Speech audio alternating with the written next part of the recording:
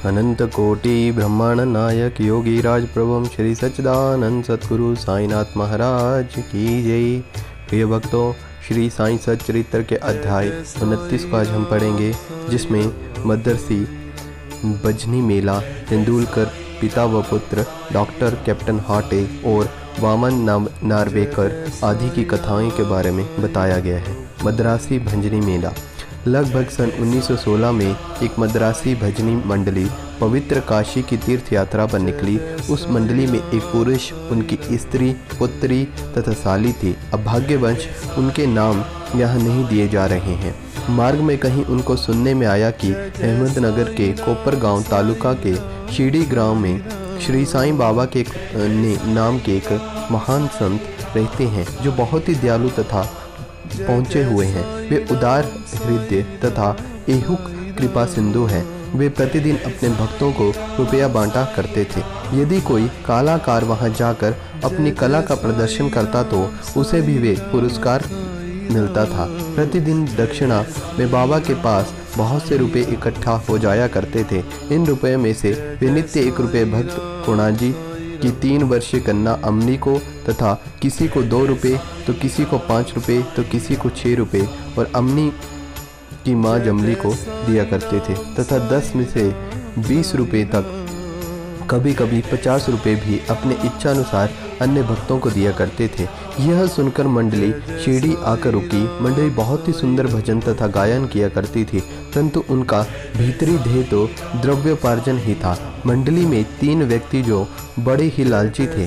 केवल प्रधान स्त्री का ही स्वभाव इन लोगों से स्वतः भिन्न था। उसके हृदय में बाबा के प्रति श्रद्धा तथा विश्वास देखकर बाबा प्रसन्न हो गए। फिर क्या था, बाबा ने उसे उसके इष्ट के रूप में दर्शन दिए और केवल उसे ही बाबा सीतानाथ के रूप में दिखलाई दिए, जबकि अन्य उपस्थित लोगों को सामान्य ही।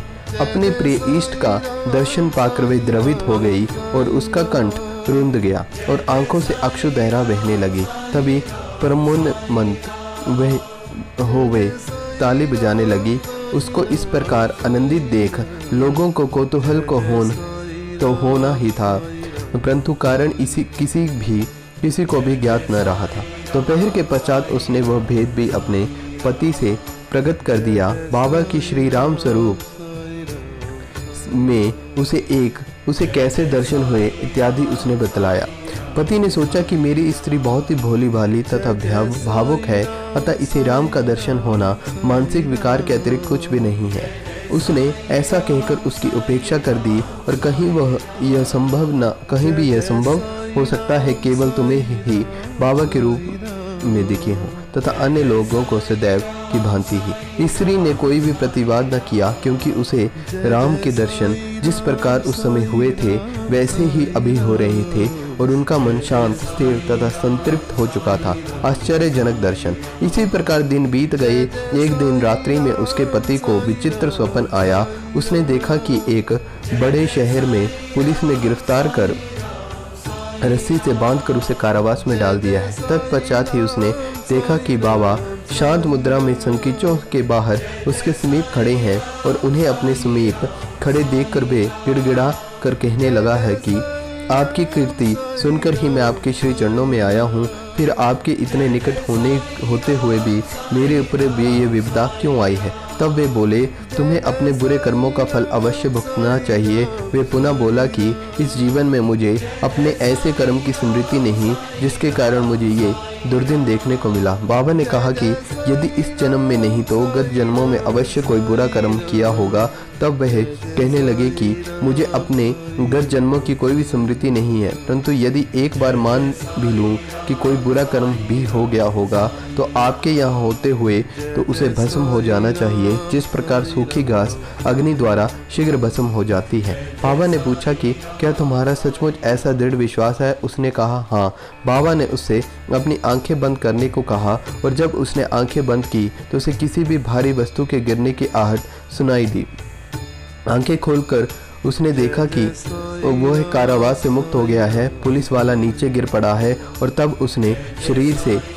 उसके शरीर से खून प्रवाहित हो रहा है। ये देखकर वह अत्यंत भयभीत तथा दृष्टि से बाबा को ओर देखने लगा। तब बाबा बोले कि अब तुम्हारी अच्छी तरह से खबर ली जाएगी, पुलिस अधिकारी अभी आएंगे और तुम्हें गिरफ्तार कर लेंगे। तब वह गिड़गिड़ाकर कहने लगा कि आपके अतिरिक्त मेरी रक्षा और कौन कर सकता है बाबा, मुझे किसी प्रकार से बचा लीजिए। तब बाबा ने फिर उससे आंखें बंद करने को कहा। आंखें खोलने पर उसने देखा कि वह पूर्णतः मुक्त होकर सिंकचों के बाहर खड़ा है और बाबा भी उसके समीप ही खड़े हैं।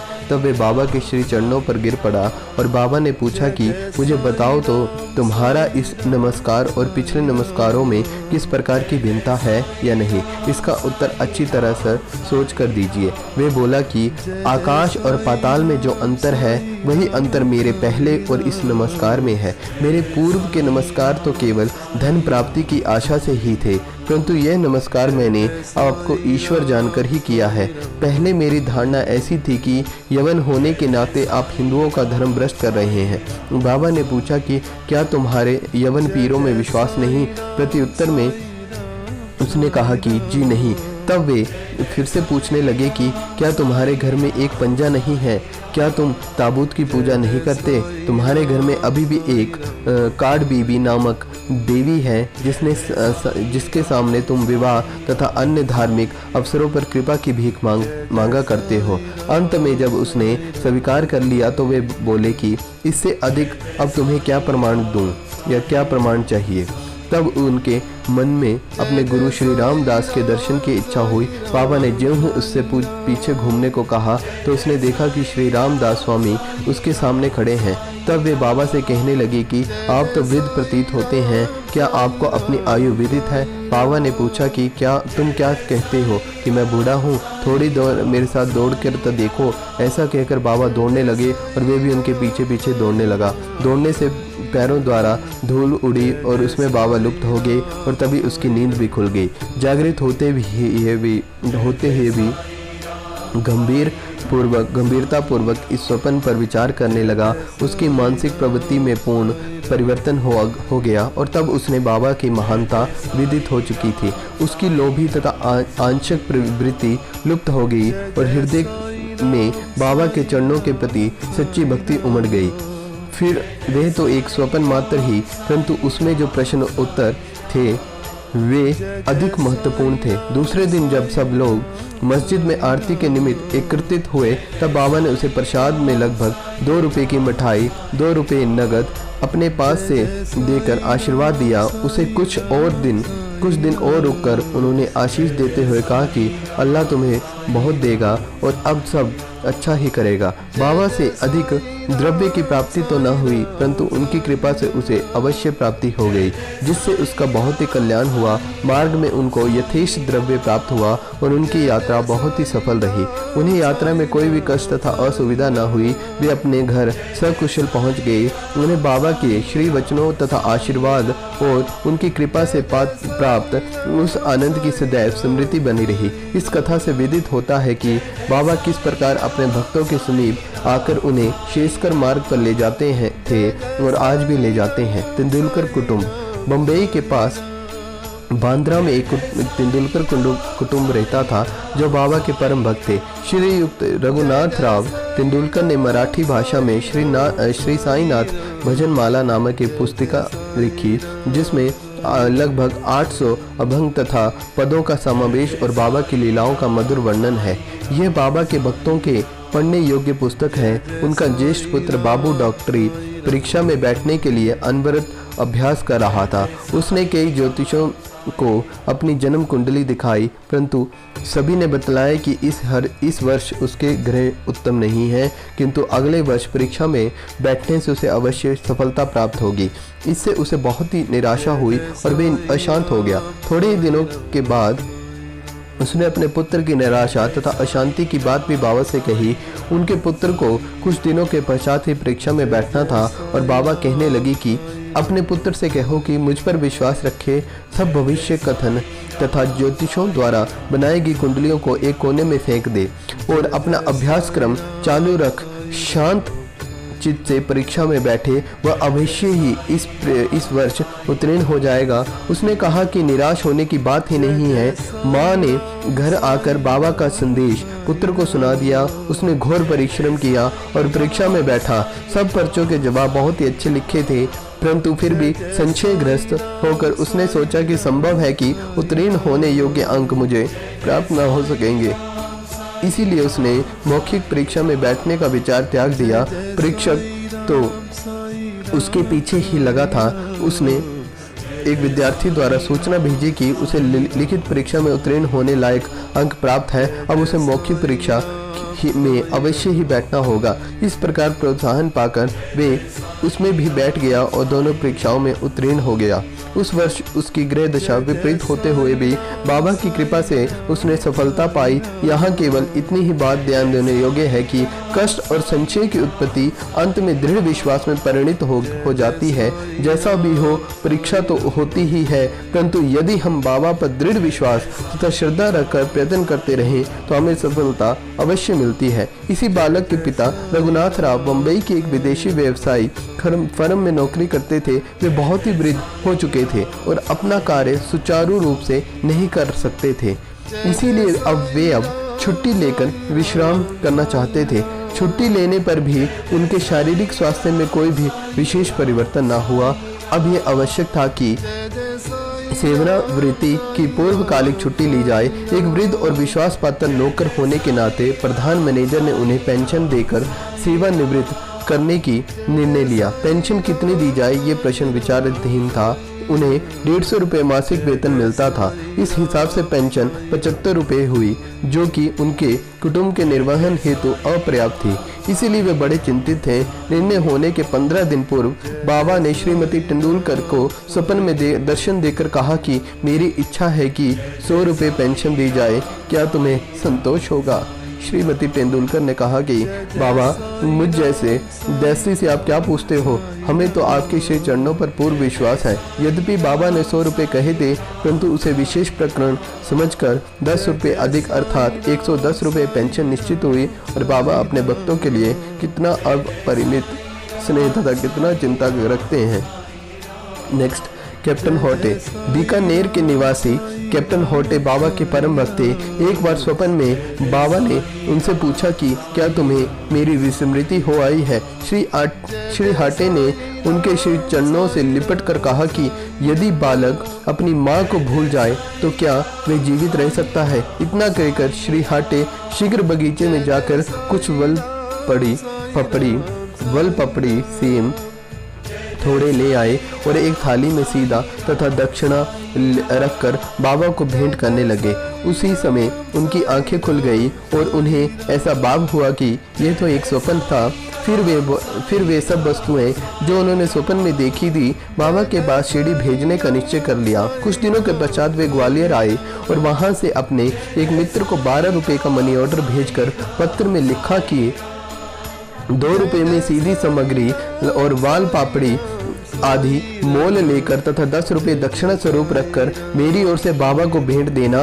उनके मित्र ने शिरडी आकर सब वस्तुओं को संग्रह कर लिया, परंतु वाल पापड़ी प्राप्त करने में उन्हें अत्यंत कठिनाई हुई।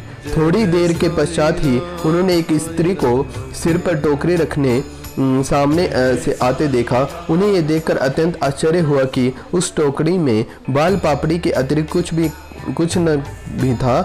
अतः तब सब उन्होंने वाल पापड़ी खरीद कर सब एकत्रित वस्तुएं लेकर मस्जिद में जाकर श्री हाटे की ओर से बाबा को भेंट कर दी। दूसरे दिन श्री निमोणकर ने उसका नैवेद्य तैयार कर बाबा को भोजन कराया। सब लोगों को बड़ा ही विस्मय हुआ कि बाबा ने भोजन में केवल वाल पापड़ी ही खाई है तथा अन्य वस्तुओं को स्पर्श तक न किया है। उनके मित्र द्वारा जब इस समाचार का पता कैप्टन होटे को चला तो वे गदगद हो उठे और उनके हर्ष का पारावार न रहा। पवित्र रुपया।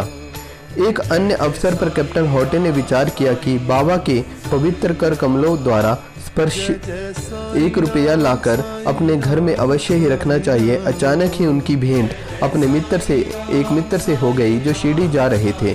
उनके हाथ में श्री हाटे ने 1 रुपया भेज दिया। शिरडी पहुंचने पर बाबा को यथा योग्य प्रणाम करने के पश्चात उसने दक्षिणा भेंट की, जिसे उन्होंने तुरंत ही अपनी जेब में रख लिया। तत्पश्चात उसने कैप्टन होटे का रुपया भी अर्पण किया और जिसे वे हाथ में लेकर गौर से निहारने लगे।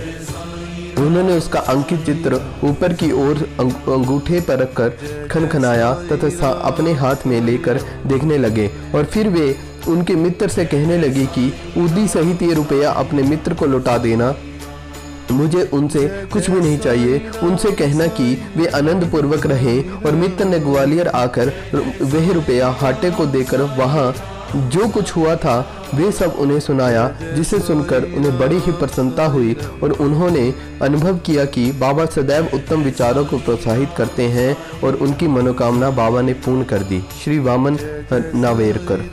पाठकगण, अब एक भिन्न कथा श्रवण करें। एक महर्षि जिनका नाम वामन नार्वेकर था, उनकी श्री साईं चरणों में प्रगाढ़ प्रीति थी।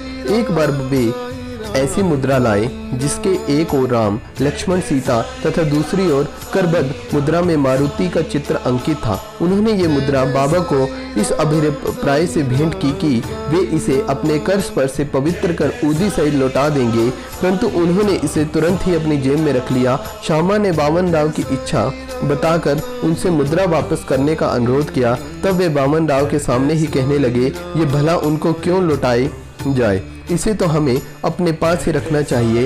यदि वे इसके बदले में 25 रुपये देना स्वीकार करें तो मैं उसे लौटा दूंगा। वह मुद्रा वापस पाने के हेतु श्री वामन राव ने 25 रुपये एकत्रित कर उन्हें भेंट किए। तब बाबा कहने लगे कि इस मुद्रा का मूल्य तो 25 रुपये से भी कहीं अधिक है। श्यामा, तुम इसे अपने भंडार में जमा करके अपने दिवाले में प्रतिष्ठित कर उसका नित्य पूजन करो। इस किसी का साहस न था कि वे ये पूछ ले कि उन्होंने ऐसी नीति क्यों अपनाई। ये तो केवल बाबा ही जाने कि किसके लिए कब और क्या उपयुक्त है। तो प्रिय भक्तों, श्री साईं बाबा की कृपा से हमने इस अध्याय को भी संपूर्ण कर लिया है। बोलिए श्री सच्चिदानंद सद्गुरु साईनाथ महाराज की जय।